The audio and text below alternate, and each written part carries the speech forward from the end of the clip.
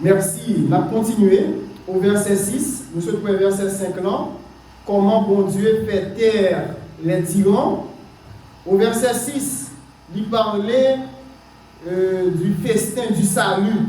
Le verset 6, l'Éternel des armées prépare à tous les peuples sur cette montagne un festin de mets succulents, un festin de vin vieux, de mets succulents plein de moelle, plein de vin vieux clarifié. Ça veut dire, dans la Bible, le festin il symbolisait la joie et la communion avec Dieu.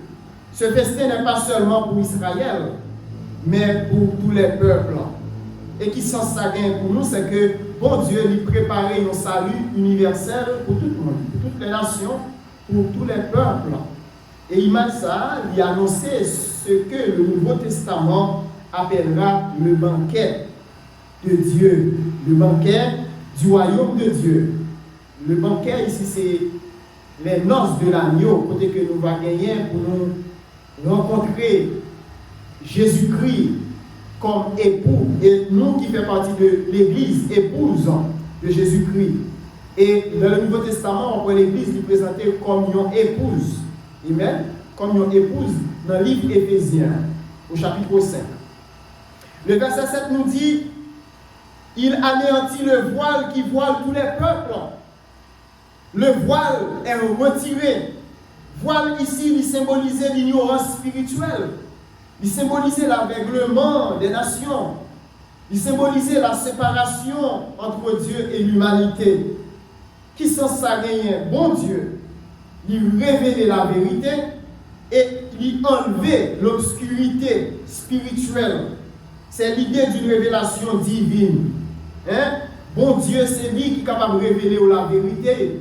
Il y a des vérités, connaissances intellectuelles ou pas permettre ou joindre. Mais c'est bon Dieu. Même je t'ai révélé avec l'apôtre Pierre. Quand elle te dit Pierre, et ce n'est pas la chair avec sang qui permet de jouer le bagage ça. Mais c'est papa qui est dans le ciel là qui révèle au bagage ça. Verset 8, il parlait de la victoire sur la mort. Il anéantira la mort pour toujours. Au verset 8, nous lisons, il anéantit la mort pour toujours. Le Seigneur l'Éternel essuie les larmes de tous les visages. Il fait disparaître de toute la terre l'opprobre de son peuple, car l'Éternel a parlé. C'est une des déclarations les plus puissantes de l'Ancien Testament. C'est-à-dire, le bon Dieu qui promet la fin de la mort. La mort n'est pas la fin de toute chose. La mort, ce n'est pas la finitude des temps. Bon Dieu, il ne va pas promettre seulement la fin de la mort, mais il promet la fin des larmes. L'eau dans les yeux pour sécher. Il promet la restauration de son peuple. Matin, je dis à soi, à vous-même qui sentent troublés, c'est bon Dieu qui est capable de restaurer. Bon Dieu est capable de réparer. Toutes sortes de perdues, capable de restituer à soi. Au verset 9, il parlait de la joie du peuple sauvé. Hein? En ce jour, on dira, voici, c'est notre Dieu en qui nous avons confiance. Et c'est lui qui nous sauve. C'est l'Éternel en qui nous avons confiance. Soyons dans l'allégresse et réjouissons-nous de son salut. Oui, le peuple reconnaît enfin que bon Dieu est fidèle. Le peuple reconnaît enfin que bon Dieu l'a sauvé. Bon Dieu lui méritait confiance. Le salut produit la joie. Le salut produit l'adoration. Le salut produit la louange. Et qui message, sans grave, nous sommes capables de découvrir dans le texte ça, c'est que c'est bon Dieu qui a prêté un frein à l'oppression des puissants. Les tyrans et les empires injustes ne triompheront pas éternellement. Dieu révèle son salut à tous les peuples. Le salut ne sera pas limité à une nation, mais Dieu vaincra définitivement la mort. C'est une promesse qui atteint son accomplissement à travers l'œuvre de Jésus, sa mort, sa crucifixion, son ensevelissement et sa résurrection. À Soya, passage à bon sens pour l'homme. Bon Dieu enlève le voile de l'ignorance spirituelle. Bon Dieu lui prépare pour nous un festin de salut. Qui quand jour s'availlait, il a rencontré Jésus. Il va regarder Philine, lui-même qui sauve nous par grâce. Amen. Bon Dieu lui promet nous la victoire. Pas seulement la victoire, mais la victoire finale sur la mort. Au mort, où est ta victoire? Au mort, où est ton aiguillon? Et finalement, bon Dieu l'a transformé l'âme en joie. Et c'est ça que le texte l'a dit. Hein? C'est ça que le texte l'a dit. Il dit, non seulement il a anéanti la mort pour toujours, au verset 8, l'Éternel essuie les larmes de tous les visages. Il fait disparaître de toute la terre l'opprobre de son peuple.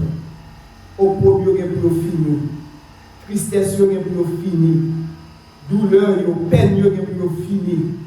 Mais ce sera la joie pour tout le temps. Ce sera l'allégresse. Nous va chanter un chant, un cantique d'allégresse pour la gloire de notre Seigneur Jésus-Christ. Moi, souhaite à soi, bon Dieu est capable de faire route ensemble avec nous. Bon Dieu est capable de conduire nous. Il est capable de mener nous pour le temps dans l'éternité sans fin ça. Avant de prier, je vais faire un petit parler avec vous. Si mon Dieu est d'accord faire tout le bagage ça pour vous, parce que nous-mêmes, et qui sont faits pour mon Dieu en retour, est-ce qu'on adore mon Dieu ça? Est-ce qu'on recevoir mon Dieu ça? Est-ce qu'on marche avec mon Dieu ça? Je dis à ça qui arrive aux jeunes, ça qui arrive aux grand pile vie, ou bien la santé, ou bien l'énergie, ça qui arrive au bonheur, ou à l'avenir belle, mais qui te dit, toute bagaille vous passe. Seule la parole de Dieu a été éternelle. Si l'Éternel n'a pas bâti, tout le monde qui a bâti, il a bâti en vain. Ou même à soi, qui a construit,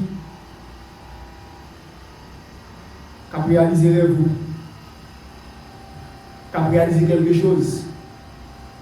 Pas grand mal si vous faites avec Christ. Il dit, venez à moi, vous tous qui êtes fatigués et chargés, et je vous donnerai du repos. Que mon Dieu mette le repos dans le cœur, qu'il mette la paix dans le cœur, qu'il mette la guérison dans le cœur, qu'il mette quiétude dans le cœur, non seulement pour soi, mais pour tout le temps. Parce que c'est lui-même seul qui a restauré la vie. Forme-moi pour ton service, à ton école, ô Seigneur, que par ton esprit je puisse te servir avec ardeur, que par ton esprit je puisse te servir avec ardeur. Seigneur, nous te remercions pour ta parole. Merci de nous avoir apporté cette nourriture solide pour notre âme, pour la bénédiction de notre vie. Merci le fait que à ce soir, tu été nous disponibles et disposés pour nous être capables d'enseigner parole avec des cœurs qui ont besoin d'être spirituel chaque jour. Merci pour comment ça se fait. Et nous allons rentrer, on va garder nous comme la prunelle, que toute force qui se dresse contre nous, nous déclarer que sans effet. Habitez-nous, Seigneur, par ta parole. Conduis-nous par ta parole. Emmène-nous par ta parole. et garde-nous pour toujours par ta parole, jusqu'à ce que tu nous viennes.